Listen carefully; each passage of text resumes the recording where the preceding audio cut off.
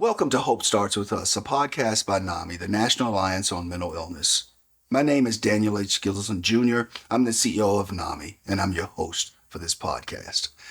We started this podcast because we believe that hope starts with us, all of us. Hope starts with us talking about mental health. Hope starts with us making information accessible.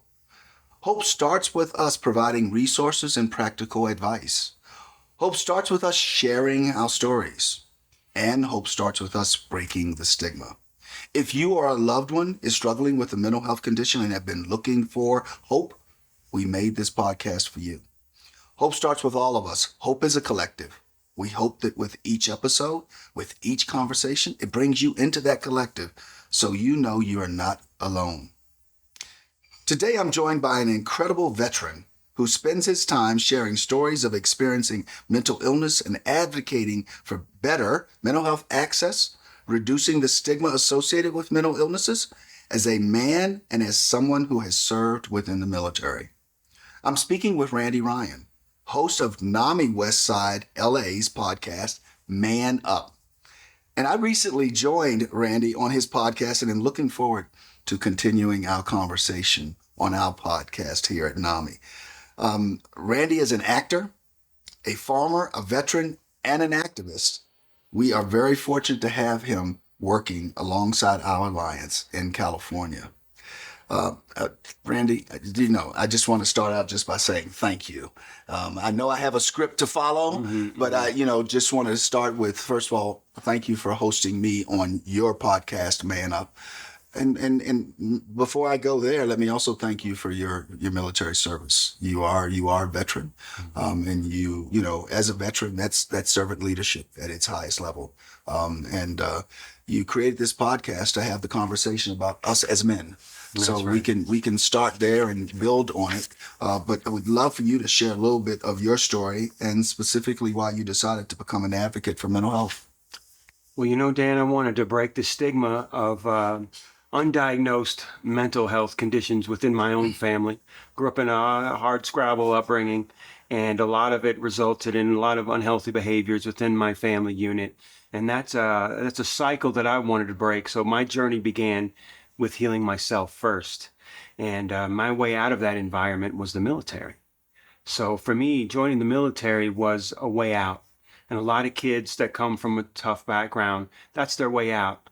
And the military saved my life because it gave me a chance to start over.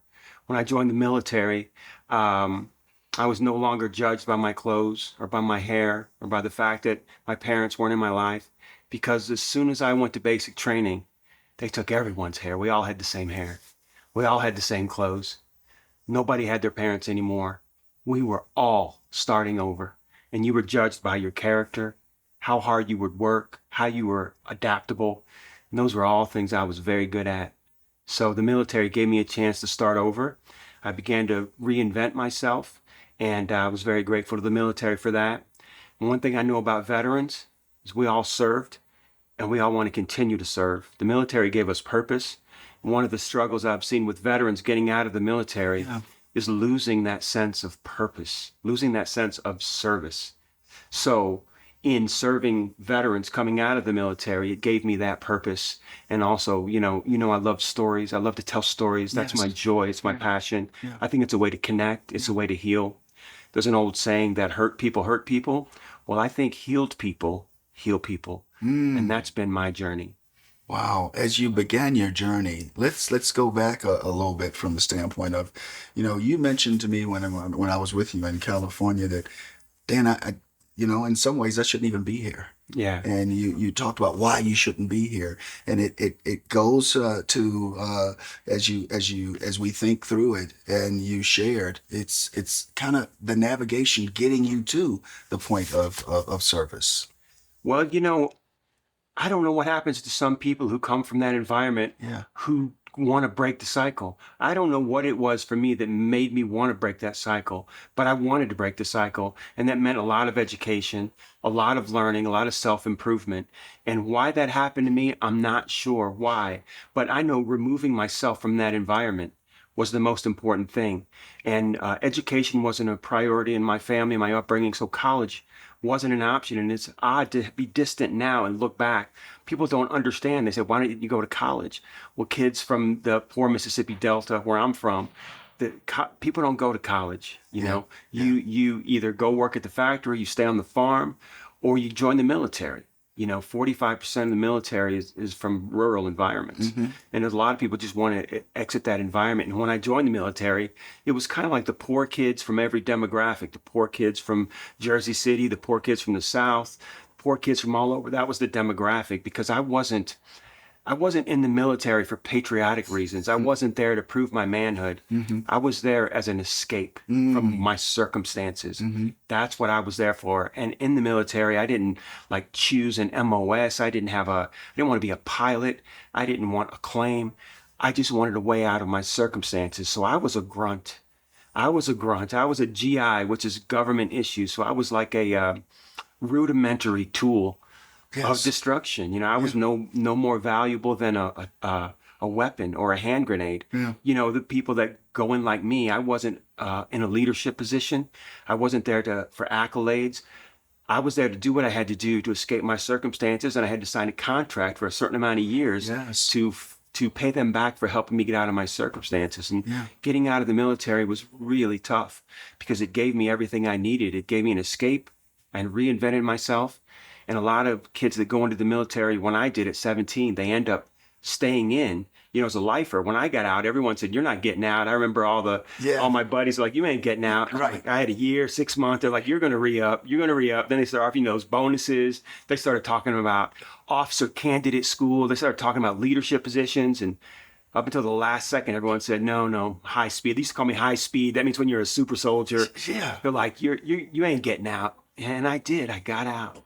And it was a really tough transition. I bet it was, because the peer pressure. Peer pressure can be positive, peer pressure can be negative. So, and also what you had in the military was community. Oh. So now you're getting ready to walk away from community. It was brutal. So how did you navigate that? And how are you doing now?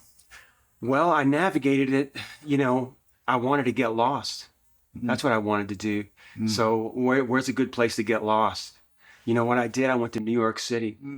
Country boy, just like urban cowboy. I went to 42nd Street, checked into a hotel, out of the military. I wanted to experience things. I was so disciplined in the military. I gave them everything, and they gave me everything back. I was so proud. But I wanted to change. I wanted to expand. The military took care of everything for me. I never had to worry about where I was going to find food, paying rent, paying electricity.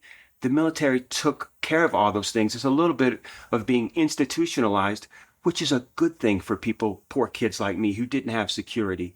You know, it's almost like the way a prison helps someone, or sometimes mental health facilities. They can take care of those simple things so you can just focus on some of the deep work or some of the training that you need to do to get to where you need to go.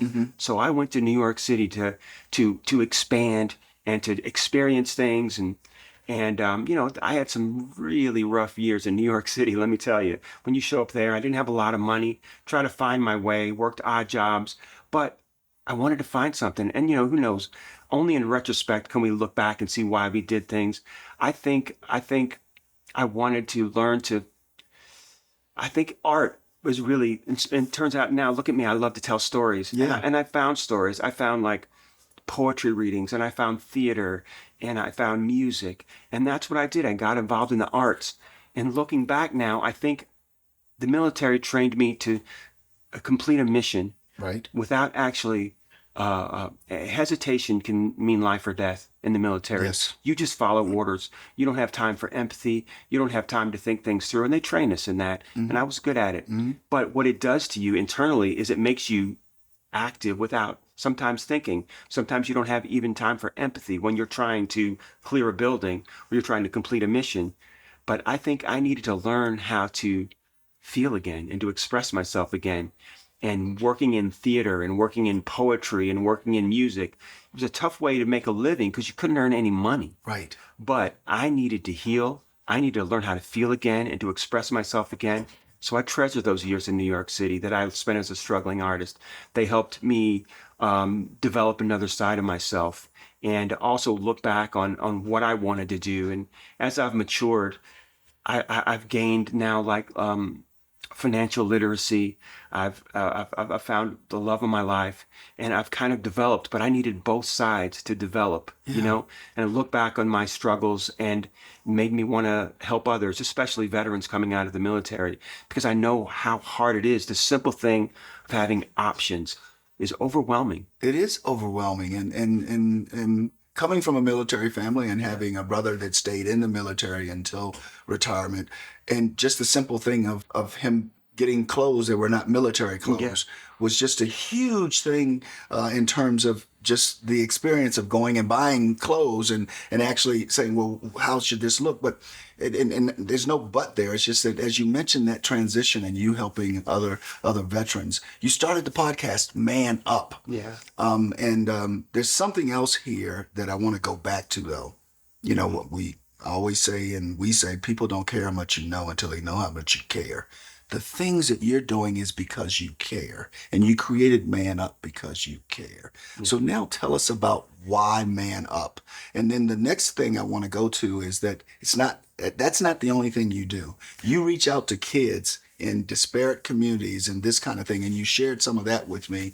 And also you use basketball as a vehicle. So there's a lot I want to talk about here, but let's start with Man Up. Where did Man Up come from? And I love it, Man Up. Yeah.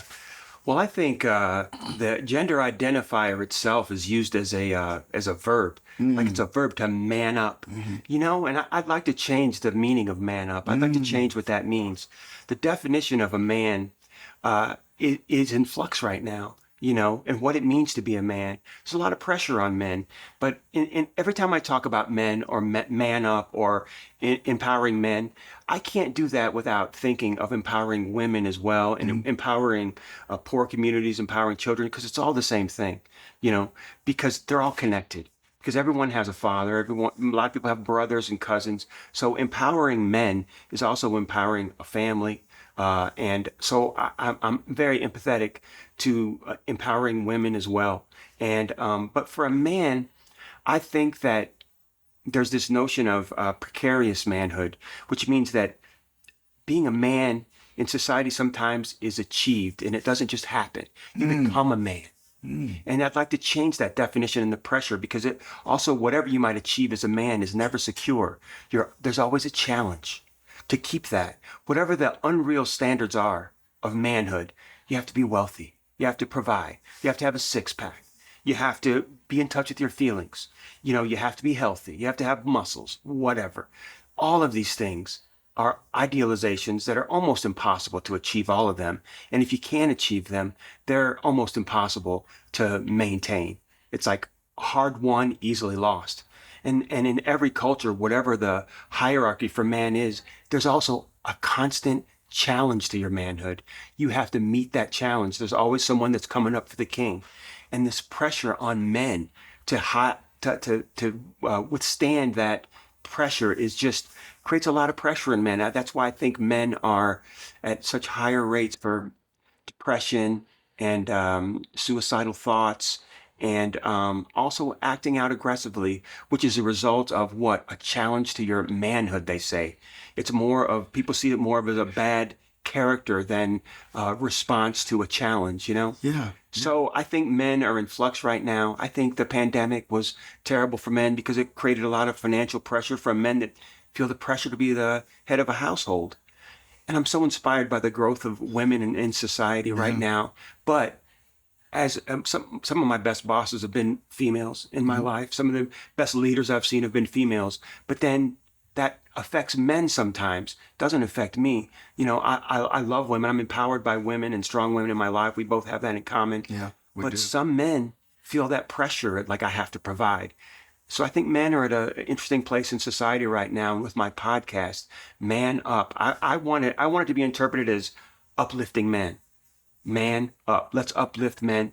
Let's redefine what it means to be a man, to be a successful man. You know, to me, which includes being a family man, fatherhood, being a contributor of society. That's what a man is to me. Yes. So I want to continue to have conversations. I want to create a time capsule of conversations with men that will last forever in my podcast. People can look back and say, this was 2023, 2024.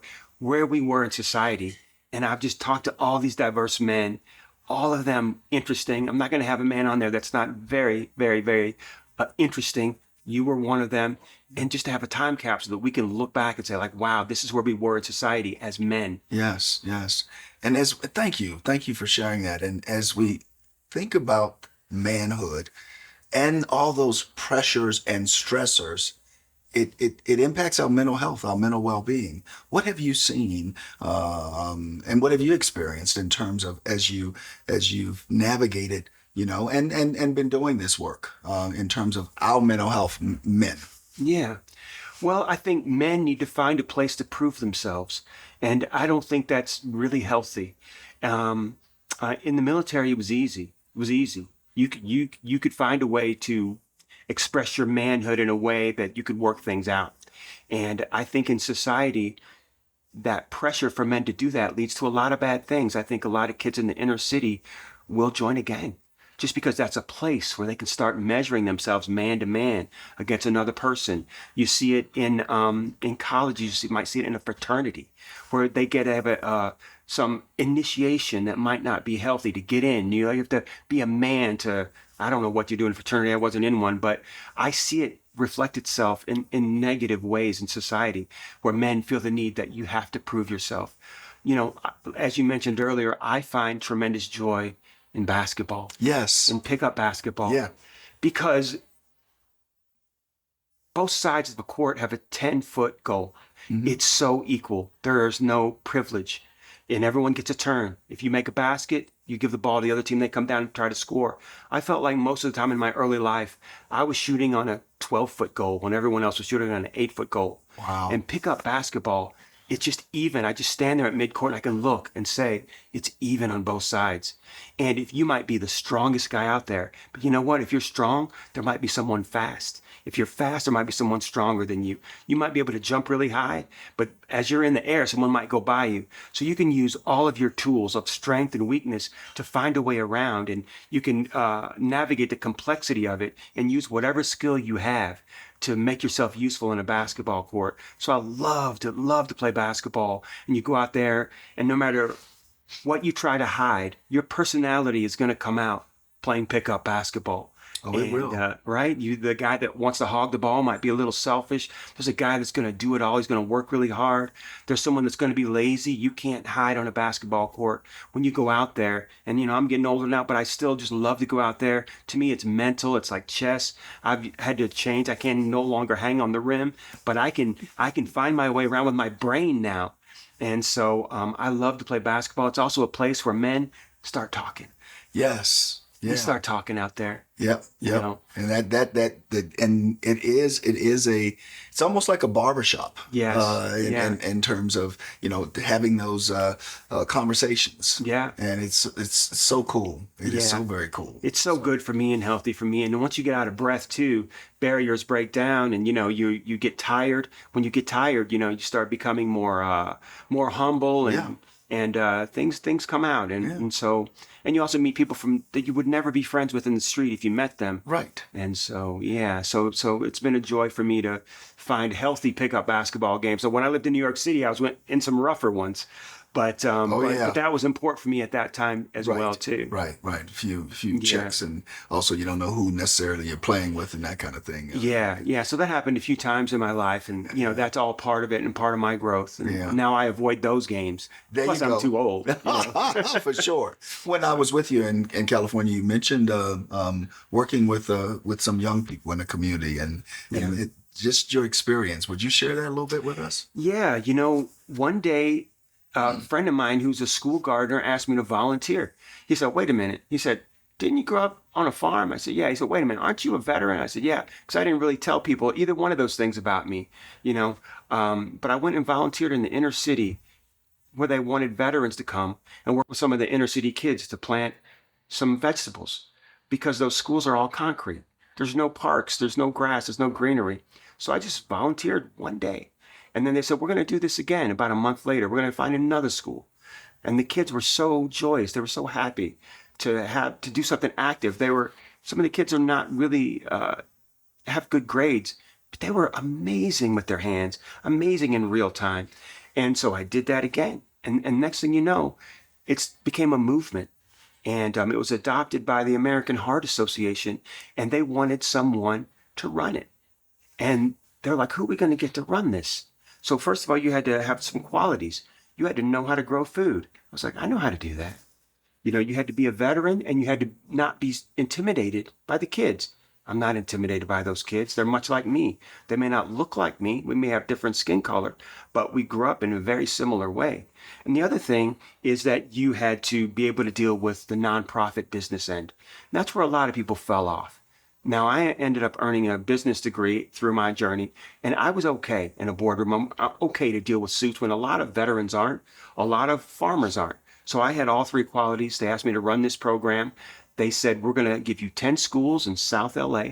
They're going to be the 10 most ad-need schools, and we're going to have you build a garden program in those 10 schools. You can hire veterans to come in and help you. And I did that. But the problem was these schools were struggling. And a lot of them, they didn't even want a garden. And the teachers were like, we got bigger problems than putting a garden in here. But once we built it, and I decided as a businessman, I said, you tell me what you need. So I ended up working sometimes with a science class, sometimes with a health class, sometimes with a PE class. I said, I can work with you to make it worth your while, to make it work for you, instead of telling you you're going to have a garden to take care of. We made these 10 gardens thrive. And after those thrived, we went to 15. It grew out of LA, and it grew nationally into over 500 gardens across the country. Way to go. Yeah, I'm very proud of that. Yeah. I'm very proud of that.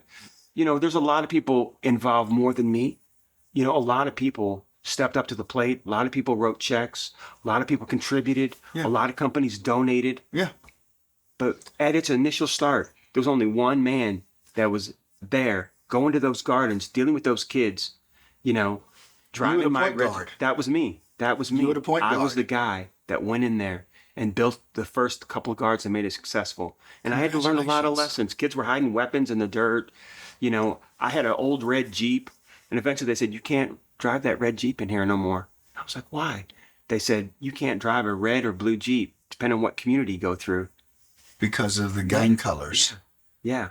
Wow. So I had to learn all these lessons. It's little things that you don't even think of. I would have never thought, and my life was a danger, and I didn't realize it, That's incredible. Yeah. Now let's pivot over to NAMI and your relationship with NAMI. What do you think of NAMI in terms of what we do and how it connects to men? NAMI is a family, and that's what inspired me to get involved with NAMI. I love family atmosphere. I love talking to people with lived experience. I know, because that's the way I've healed, and the way I've helped others is through conversation, through getting in a room and talking to people about their experiences. It's different than a specific therapy or psychotherapy in that it's people that it's expansive programs. It's sharing, it's learning, it's growing. That's why I think a grassroots organization where people have conversations. And you know me, Dan, I'm about stories. I love stories. I love to share stories. I think the power of our society and our history is sharing stories. We have to learn from history. Yep. We have to learn from each other. Yep. And we have to help each other. And there's no better person to help you than someone that's been through it. Because if you've been through it, you want to share with others. And that community atmosphere and the family that it creates is why I got involved in NAMI. Yeah, it's peer-to-peer. That's and nothing about us without us. And you look across the table and you see someone that's navigated the same thing you have. And you didn't know that before you sat down across from them and you say, wait a minute. Oh, you're navigating the same thing I am. Yeah. Or you went through what I'm now going through. Yes. Yeah. And I have resources for you and you have resources for me. There you go. There you go. So it's almost like playing basketball. Exactly. Yeah. Exactly. So, okay. Well, one of the things that we do at the end of every one of our podcasts is we ask folks, what gives them hope. So, Randy, what gives you hope? What gives me hope is our capability to communicate and to have open discussions about things, because I think that's the only way things are going to change in this country. Things are going to grow. We're going to continue to evolve as humans, just like cavemen that used to do drawings on the caves on the inside. We have a ability to communicate and talk and use all the resources of technology to communicate. I love the fact that I can talk to people and reach people. And in my podcast, I get to sit across from men and share. And in NAMI, I get to share with so many different people and have conversations, open conversations where people listen. And the power of a conversation is what gives me hope for society in the future. And I'm very hopeful that we're headed in the right direction. This is wonderful. So listen, it's so appreciative of us to have you here. And on this podcast, hope starts with us. So, and it starts with all of us. So, thank you. Thank you. We do say something to our audience at the very end. This has been Hope Starts With Us, a podcast by NAMI, the National Alliance on Mental Illness. If you are looking for mental health resources, you're not alone. To connect with the NAMI HelpLine and find local resources, visit NAMI.org/help. Text HelpLine to 62640 or dial 800-950-6264 or NAMI. Or if you are experiencing an immediate suicide, substance use, or mental health crisis, please call or text 988 to speak with the trained support specialist or visit 988lifeline.org. This has been NAMI's podcast. My name is Dan Gillison. Thank you for listening and thank you for watching.